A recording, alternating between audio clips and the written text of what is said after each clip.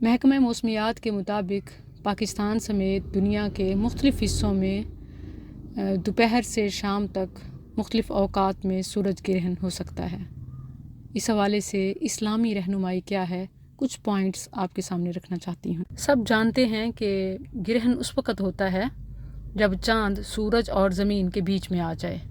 Islamic point of view سے یہ اللہ کی نشانیوں میں سے ایک نشانی ہے کہ وہ چیز جو اپنے ایک مدرار میں چل رہی ہے اور بغیر کسی ظاہری طاقت کے کنٹرول کے کیسے اسے بھی گرہن لگ جاتا ہے، وہ کس کے کنٹرول میں ہے، اور کچھ نقصان بھی ہو سکتا ہے کہ وہ کہیں گر نہ جائے، اس نظام میں اتنا بڑا جو خلل آیا کہیں وہ تباہی کا باعث نہ ہو۔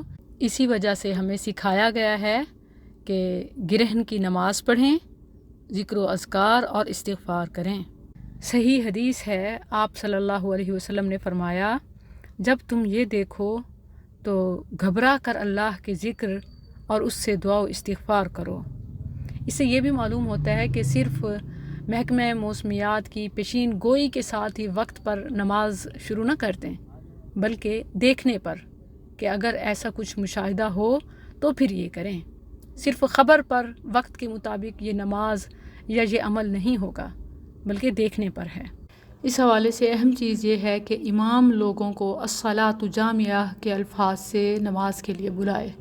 لوگ جمع ہو جائیں تو ان کو 2 لمبی رکعتیں پڑھائے، یعنی 2 نفل نماز ہے، لمبے قیام، لمبے رکوع اور سجود کے ساتھ۔